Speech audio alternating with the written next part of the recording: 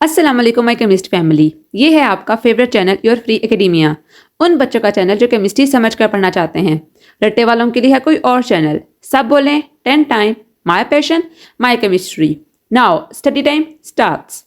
Okay बच्चों, जैसा कि आपको पता है कि हमने एनालिटिकल सीरीज स्टार्ट की हुई है। पहले मैंने 9th क्लास स्टार्ट की थी, तो मैंने कहा क्यों ना हम पहले 10th क्लास को कंप्लीट कर लें, क्योंकि 10th पेपर्स जो होते हैं वो जल्दी होने होते हैं। इसलिए आज की जो हम वीडियो है वो हमारे चैप्टर नंबर 14 के बारे में है।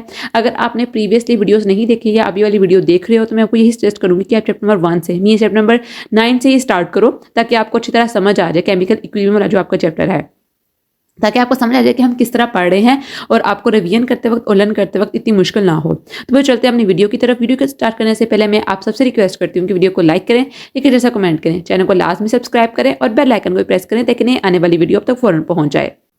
ओके बच्चों, सबसे पहले हमारे पास इंट्रोडक्शन आता है। इसके अंदर उन्होंने बताया हुआ कि जो हमारा अर्थ होती है उसके अंदर कितने एटमॉस्फेयर्स हैं, कितने हमारे पास लेयर्स हैं नेचुरल सिस्टम की। ठीक है, लिथोस्फेयर, हाइड्रोस्फेयर, एटमॉस्फेयर और बायोस्फेयर। हमने बेसिकली डिटेल में एटमॉस्फेयर को ही पढ़ना है, तो हम इसी को देखेंगे। ठीक है, सबसे पहले उन्होंने बताया कि कंपोजिशन क्या है एटमॉस्फेयर की। सबसे पहले तो बच्चों जो याद रखने की चीज़ है वो ये कि आपको हर एक जो गैस है यहाँ पर मोस्ट इंपॉर्टेंट इसकी परसेंटेजेस आनी चाहिए। ठीक है, ये आपको एमसीक्यूज में भी आ सकता है और शॉर्ट में भी आ सकता है। ठीक है, उस बाद बच्चों डू यू नो जो है ये मोस्ट इंपॉर्टेंट है। यहाँ पर बेसिकली इन्होंने बताया हुआ है कि किस तरह हमारे पास सन जो होता है वो हमें लाइट ट्रांसफर करता है, मीन्स कि हमें सनलाइट कैसे मिलती है। उन्होंने बताया कि किस तरह जो एटमॉस्फेयर की लेयर्स होती हैं वो सन को क्या करती हैं, ट्रांसफर करती हैं हमारे तक। कुछ जो होती हैं वो रिफ्लेक्ट बैक कर जाती हैं, कुछ जो होती हैं वो हमारे पास एटमॉस्फेयर के अंदर रह जाती हैं, जिसकी वजह से हमें हीट का एहसास होता है। तो बेसिकली इस पैराग्राफ में उन्होंने समझाया हुआ है कि किस तरह जो सनलाइट होती है वो हमारे तक आ रही है। आप इसको अच्छी तरह पढ़ लेना। वो आपसे पूछ सकते हैं कि कितनी परसेंट जो लाइट होती है हमारे पास रिफ्लेक्ट होती है, ठीक है, कितनी रिफ्लेक्टेड बैक होती है अर्थ सरफेस से, और कितनी हमारे पास एटमॉस्फेयर के अंदर रह जाती है। ठीक है, तो आपने इसको देख लेना अच्छी तरह। देन बच्चों लेयर्स ऑफ एटमॉस्फेयर, ये लॉन्ग भी आ सकता है। आपको पता है हमारे पास 4 लेयर होती हैं एटमॉस्फेयर की, troposphere, stratosphere, mesosphere and then thermosphere. ठीक है, और आपने इसके लेवल भी याद रखने हैं कि टेम्परेचर कैसे इंक्रीज और डिक्रीज कर रहा है। ठीक है, ये आपने लाजमन देख लेना है इस चीज़ों को। देन बच्चों हमारे पास उन्होंने यहाँ पर पूरे पैराग्राफ में बताया हुआ कि हमारे पास टेम्परेचर जो होता है वो कितने सेंटीमीटर से कितने किलोमीटर तक हमारे पास टेम्परेचर इंक्रीज कर रहा है और डिक्रीज कर रहा है। ठीक है, देन बच्चों नेम ऑफ रीजन है हमारे पास, height above the earth surface है, उस पर टेम्परेचर रेंज है। आपने अब जो यहाँ चीज़ देखनी है वो ये है कि जब 70 से 58 डिग्री सेल्सियस तक जा रहा है ट्रोपोस्फेयर के अंदर, तो हमारे पास टेम्परेचर जो होता है वो डिक्रीज करता है। ठीक है, उसके बाद दोबारा इंक्रीज करना स्टार्ट कर देता है। मेसोस्फेयर के अंदर दोबारा डिक्रीज करता है और फिर थर्मोस्फेयर के अंदर दोबारा वो क्या करना शुरू कर देता है, इंक्रीज करना स्टार्ट कर देता है। ये वेरिएशन होती हैं, ये डिफरेंट फिनोमिनास के अंदर होते हैं जो कि हम नीचे पढ़ेंगे। सबसे पहले तो आता है हमारे पास ट्रोपोस्फेयर। ट्रोपोस्फेयर आपको लॉन्ग में भी आ सकता है, पूछ सकते हैं कि राइट अनोट ऑन ट्रोपोस्फेयर या लेवल ऑफ एटमॉस्फेयर ट्रोपोस्फेयर के ऊपर नोट लिखें। यहाँ पर बेसिकली उन्होंने बताया हुआ है कि ट्रोपोस्फेयर जो होता है हमारे पास क्या करता है, यहाँ पर जो मेन गैसेज जो होती हैं वो यहाँ पर प्रेजेंट होती है, जिसके अंदर नाइट्रोजन और ऑक्सीजन गैस हमारे पास आती हैं। इस पैराग्राफ के अंदर उन्होंने सिर्फ आपको इतना एक्सप्लेन किया हुआ है कि कौन सी गैसेज हमारे पास आ रही हैं, कितनी लाइट जो होती है वो सन के थ्रू हमारे पास आती है और कितनी लाइट को ये हमारे पास अलो करती हैं कि हमारे एटमॉस्फेयर तक पहुंच सके। तो आपने इसको अच्छी तरह डिटेल से पढ़ लेना। वो आपसे पूछ सकते हैं कि किस लेवल के ऊपर, किस एटमॉस्फेयर लेवल के ऊपर जो लाइट होती है वो विजिबल लाइट पास होती है और इंफ्रारेड लाइट जो होती है वो ब्लॉक होती है। तो ये अपने ट्रोपोस्फेयर के अंदर आता है। ठीक है, आपने इसको देख लेना है। देन बच्चों स्ट्रेटोस्फेयर मोस्ट इंपॉर्टेंट है हमारे पास, बहुत ज़्यादा इंपॉर्टेंट है। क्यों इंपॉर्टेंट है? क्योंकि हमारे पास यहाँ पर ओजोन प्रेजेंट होती है। ठीक है, यहाँ पर कॉम्बिनेशन होता है ऑक्सीजन का, ऑक्सीजन के साथ आके हमारे पास ओजोन पर, इसलिए यहाँ पर टेम्परेचर जो होता है वो इंक्रीज कर जाता है। ये बहुत इंपॉर्टेंट टॉपिक है स्ट्रेटोस्फेयर के हवाले से, इसको आपने लाजमन देखना है। टेस्ट योरसेल्फ कोई मिस नहीं करनी। देन बच्चों उन्होंने प्लूटेंट्स और हमारे पास कॉन्टामिनेंट्स का बताया हुआ है। प्लूटेंट्स और कॉन्टामिनेंट्स की डेफिनेशन बहुत इंपॉर्टेंट है। ठीक है, इनके अंदर डिफरेंस आपने देख लेना है। देन बच्चों टाइप्स ऑफ प्लूटेंट्स, अब यहाँ पर उन्होंने प्राइमरी प्लूटेंट्स और सेकेंडरी प्लूटेंट्स की बात की हुई है। अब आपसे वो इस तरह पूछ सकते हैं कि जो हमारे पास अमोनिया है NH3 वो कैसे हमारे पास एक प्राइमरी प्लूटेंट। तो आपने बताना है कि जो चीज़ हमारे पास डायरेक्टली हमारे पास एग्जॉस्ट से प्रोड्यूस होती है तो हम उसको कहते हैं कि हमारे पास ये क्या है, प्राइमरी प्लूटेंट है। अब वो पूछ सकते हैं कि हमारे पास जो कार्बोनिक एसिड है या नाइट्रिक एसिड है वो कैसे सेकेंडरी प्लूटेंट्स। तो आपने बताना है कि ये हमारे पास प्राइमरी प्लूटेंट से आगे बनते हैं। जो चीज़ प्राइमरी प्लूटेंट से आगे बनेगी वो हमारे पास सेकेंडरी प्लूटेंट्स होगी। तो आपसे पूछ सकते हैं कि ये प्राइमरी है कि सेकेंडरी है, तो आपने इसको फिगर आउट खुद कर लेना है।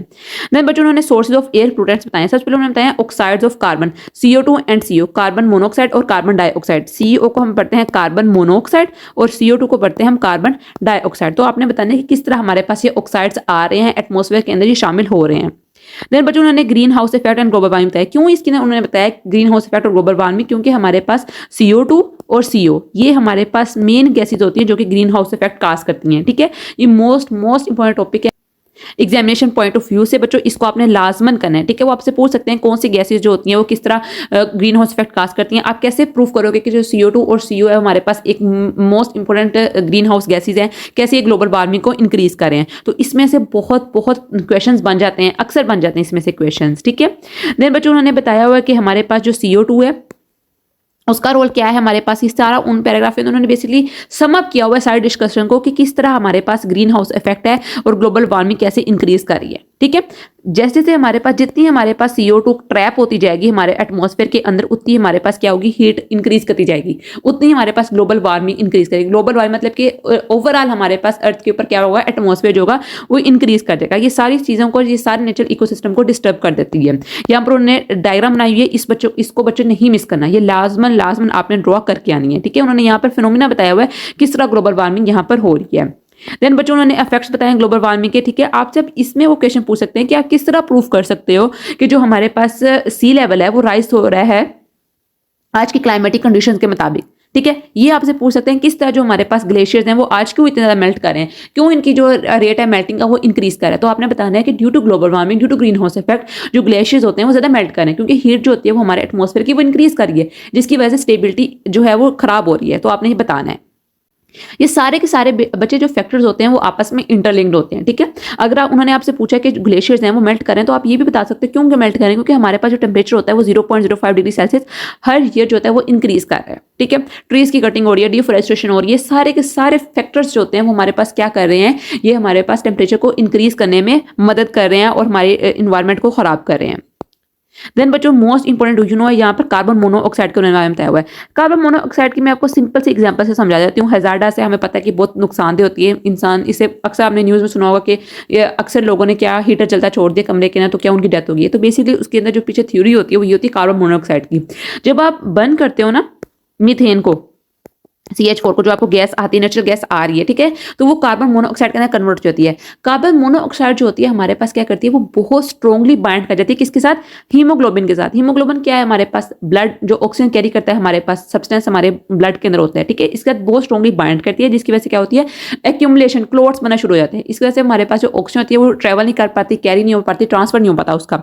इस वजह से हमारे पास क्या होता है कि हमें सफोकेशन होती है, फटीग होती है और हेडेक होती है। इसलिए कहते हैं कि जो कार्बन मोनोऑक्साइड होती है वो मतलब कि इंसान को पता भी नहीं चलता और की डेथ हो जाती है। इसलिए एडवाइस किया जाता है कि आपने जब भी सोना है तो आपने ये जो गैस वाले हीटर्स हैं या सारे को जो अप्लायंसेस वगैरह हैं इनको ऑफ करके सोना है। तो ये बहुत बहुत इंपॉर्टेंट क्वेश्चन है, ये आपको शॉर्ट में लाजमन आ सकता है। देन जो do you know most important do you know है, यहाँ से वो आपसे पूछ सकते हैं कैटालिटिक कन्वर्टर्स क्या होते हैं, आप बता सकते हो। अगर उन्हें थोड़ा सा एनालिटिकल पॉइंट ऑफ व्यू से देना हो या कॉन्सेप्चुअल देना हो तो पूछ सकते हैं किस तरह आप जो आपके एटमॉस्फेयर के अंदर हार्मफुल गैसेज हैं उनको थोड़े से लेस हार्मफुल गैसेज के अंदर कन्वर्ट कर सकते हो। तो बच्चों इसका आंसर है इस पैराग्राफ के अंदर। इस पैराग्राफ में बताया कि हम कैटालिटिक कन्वर्टर्स, जो केमिस्ट हैं उन्होंने कैटालिटिक कन्वर्टर्स की एक न्यू डिवाइस इंस्टॉल की है अपने सारे ऑटोमोबाइल्स के अंदर, जिसकी वजह से क्या होता है जो हमारे ऑटोमोबाइल्स होते हैं वहां से जो हार्मफुल गैसेज निकल रही हैं वो ऑटोमेटिकली एक कैटालिस्ट की मदद से उसको लेस हार्मफुल टॉक्सिक गैसेज के अंदर कन्वर्ट कर देते हैं, जो कि फिर हमारे इन्वायरमेंट के लिए इतनी ज़्यादा खतरनाक नहीं होती हैं, ठीक है। यहाँ पर उन्होंने एग्जाम्पल काफ़ी ज़्यादा दी हुई है हमारे पास, जैसे कार्बन मोनोऑक्साइड और CO2 में कन्वर्ट कर सकते हैं। मैंने आपको पहले भी बताया हुआ है इसके बारे में थोड़ा सा, ठीक है।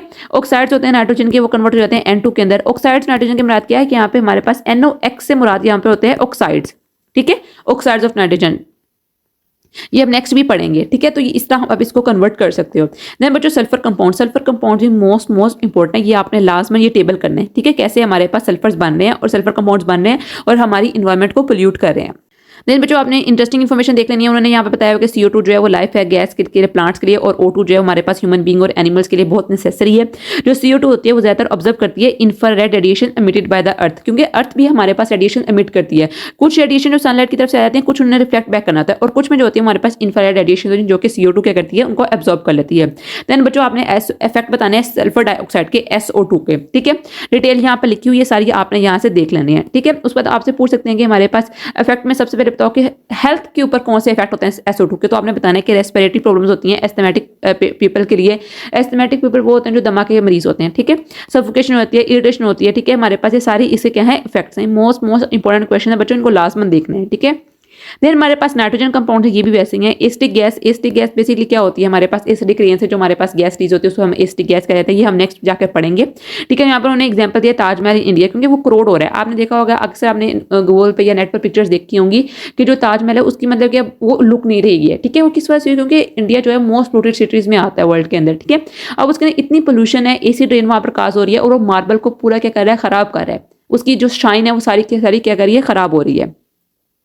देन उन्होंने बताया कि किस तरह हमारे पास कंबशन होती है फॉसिल फ्यूल्स की इंटरनल इंजन के हैं, तो हमारे पास इसके कार्बन जो नाइट्रोजन के ऑक्साइड्स बनते हैं। देन उन्होंने ये टेबल बनाया हुआ, ये भी आपने लाजमन देख लेना है किस तरह हमारे पास नाइट्रोजन के ऑक्साइड्स बन रहे हैं। टेस्ट योरसेल्फ बच्चों, कोई नहीं मिस करनी, बार बार कह रही हूँ। देन है role of government to control population. अब इसके अंदर बच्चों इतनी कोई थ्योरी नहीं उन्होंने लिखी हुई, मतलब कि इतना कोई समझने वाली चीज़ नहीं लिखी हुई। उन्होंने बस इतना आपसे बताया हुआ है कि किस तरह जो हमारी गवर्नमेंट है वो कंट्रोल कर सकती है पोल्यूशन को, ठीक है। आपने इनके सारे पॉइंट्स देख लेने हैं। आपसे क्वेश्चन में आ सकता है कि आप कैसा रोल प्ले कर सकते हो इन्वायरमेंट को अपने साफ करने के लिए, तो बेसिकली आपने इन सारे पॉइंट्स को ही लिख देना है, ठीक है।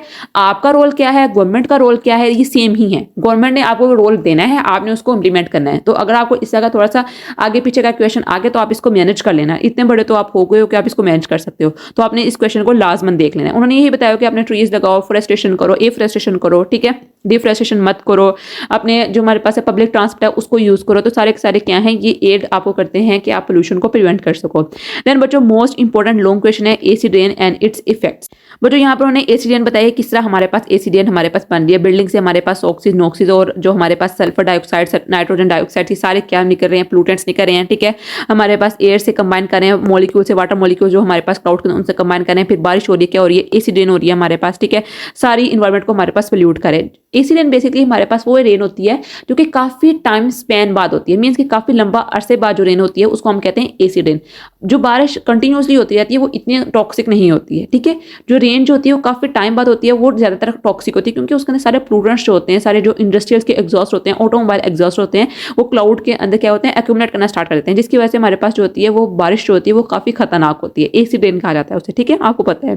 देन बच्चों उन्होंने इफेक्ट्स बताए एसिड रेन के। अब ये इफेक्ट जो एसिड रेन के ये मोस्ट इंपॉर्टेंट है, ये लाजमन ही आने हैं, ठीक है। अब इसमें से उन्होंने क्वेश्चन आपसे ऐसे पूछने हैं कि आप किस तरह प्रूफ कर सकते हो कि जो एसिड रेन होती है हमारे पास वो इफेक्ट करती है बिल्डिंग्स को।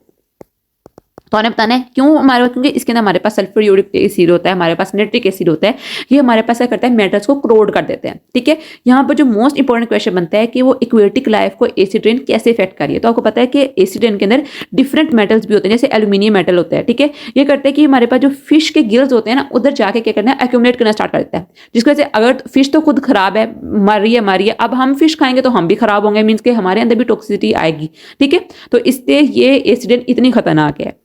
देन बच्चों टेस्ट योरसेल्फ आपने लास्ट मंथ करनी है। Then ozone depletion and its effect, ये भी आपका मोस्ट इंपॉर्टेंट क्वेश्चन है, ठीक है। ओजोन डिप्लीशन कैसे हो रही है, ये ओजोन लेयर के अंदर ये हमारे पास क्या होता है, एक होल बन जाता है, उसको हम कहते हैं ओजोन डिप्लीशन। अंटार्कटिका के अंदर ये हुआ है, ठीक है। अब बहुत सारी ऐसे प्लेसेस हैं जहाँ पर साइंटिस्ट इसके बारे में डिस्कवरीज कर रहे हैं, जहाँ पर ओजोन लेयर जो होती है, मतलब कि ओजोन होल जो है वहाँ पर बन चुके हैं क्लोरोफ्लोरोकार्बन की वजह से। क्लोरोफ्लोरोकार्बन की मैं आपको जनरली बताऊँ ना तो क्या होता है कि आपको प्रिंटिंग मशीन्स के पास नजर आएगा, ठीक है। जो हम रेफ्रिजरेटर्स यूज़ कर रहे हैं, ठीक है, एसीज यूज़ कर रहे हैं, ये सारी क्या है, यहाँ से क्लोरोफ्लोरोकार्बन ही निकलते हैं। ये जाकर सारी की सारी आपकी ओजोन लेयर को क्या करते हैं, डिस्ट्रॉय कर देते हैं, ठीक है। इतने ये खतरनाक होते हैं। देन बच्चों उन्होंने यहाँ पे बताया कि किस तरह हमारे पास फॉर्मेशन और डिकम्पोजिशन हो रही है क्लोरोफ्लोरोकार्बन। मोस्ट इंपॉर्टेंट क्वेश्चन है, आपसे यहाँ पूछ सकते हैं, अगर उन्हें एनालिटिकल पॉइंट ऑफ व्यू से देना हो पूछ सकते हैं कि किस तरह आप प्रूव करोगे कि हमारे पास ओजोन लेयर के अंदर एक ओजोन होल बन रहा है।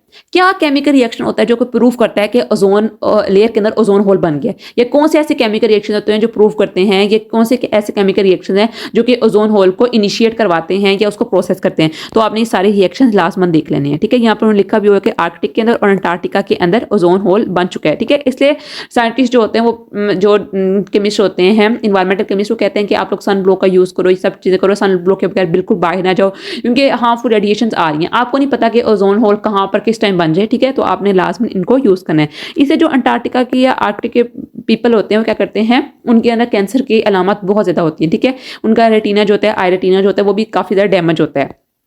देन बच्चों उन्होंने इफेक्ट्स बताए हैं ओजोन डिप्लीशन के, ठीक है। आपसे पूछ सकते हैं कि किस तरह, ये भी एक क्वेश्चन आ सकता है आपसे, इसकी आप के ऊपर बेशक नहीं मेंशन कि किस तरह आप ओजोन डिप्लीशन को कम कर सकते हो। तो बेसिकली जिसकी वजह से आपके एटमॉस्फेयर के अंदर ओजोन होल बन रहा है, ओजोन लेयर डिस्ट्रॉय हो रही है, वही आपकी प्रिवेंशन होनी चाहिए, ठीक है।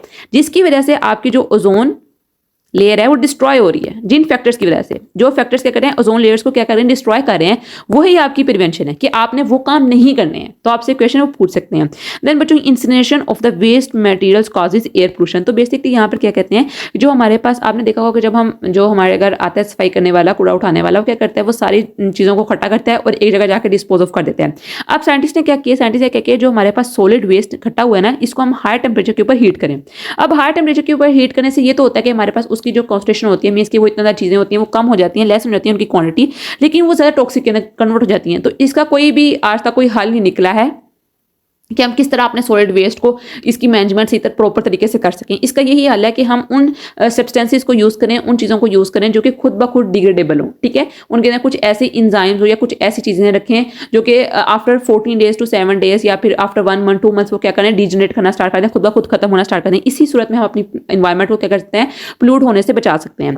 तो बच्चों, अपने की पॉइंट्स लास्ट में करने हैं, उस पर आपके स्किल्स हैं, इसको छोड़ दो, आपको ये आपका प्रैक्टिकल वर्क ही है। देन कॉन्सेप्ट डायग्राम बिल्कुल मिस नहीं करनी। देखो यहाँ पर उन्होंने कितने शॉर्ट और ट्रिकी पॉइंट्स लिखे हुए हैं। ठीक है, इनको लास्ट में देख लेना है आपने। देन बच्चों, शॉर्ट क्वेश्चन आंसर भी आपने लास्ट में करने हैं और लॉन्ग क्वेश्चन आंसर भी लास्ट में करने हैं। मैंने आपको सब कुछ बता दिया है। अब हम देखते हैं most repeated past questions. Okay बच्चों, our first question is how does acid rain increase the acidity of the soil. तो आपको पता है कैसे हमारे पास एसिडियन जो करती है, इंक्रीज करती है acidity of the soil. Define ozone and ozone hole. What is green house effect. Why CO is considered health hazard. Why CO called the silent killer. ठीक है, most important question. How the temperature of atmosphere is maintain. Point और 2 serious effects of ozone depletion. 2 के अलावा कुछ भी आ सकते हैं। What are pollutants define primary and secondary pollutants of air given example. ठीक है, how acid rain is form give 2 effects of the acid rain. Why the flood risk are increasing. मैंने अभी आपको बताया क्यों इंक्रीज कर रहे हैं हमारे पास, ये आपने खुद फिगर आउट करना है, मैंने दोबारा नहीं बताना। Differentiate between atmosphere and environment. Describe the 2 effects of using polluted water. ठीक है, आपको पता है क्या क्या डिजीज हो सकती है polluted वाटर की वजह से। Define pollutant and contaminants. How is ozone layer being depleted by chlorofluorocarbons. Why threat healths are there due to CO2 gas to human as air pollutant. CO2 is responsible for heating up atmosphere. How? Why CO2 is called greenhouse gas. ये आपके सारे के सारे points most important question है आपके जो पास paper में आए हुए हैं और आपको भी हो सकता है एक्सपेक्टेडली आपको आ सकते हैं। तो बच्चों, इंशाल्लाह मैं इन सब क्वेश्चन को शेयर कर दूंगी अपने व्हाट्सएप चैनल के ऊपर। आपको आज की वीडियो अच्छी लगी होगी तो इसको लास्ट में शेयर कीजिए, लाइक कीजिए, एक अच्छा सा कमेंट करें ताकि मेरा मोरल जो है वो हाई हो और मैं अच्छी से अच्छी वीडियो आपके लिए बनाऊं। तो बच्चों, कल मिलते हैं एक नई लेक्चर वीडियो के साथ। तब तक के लिए फी अमानिल्लाह।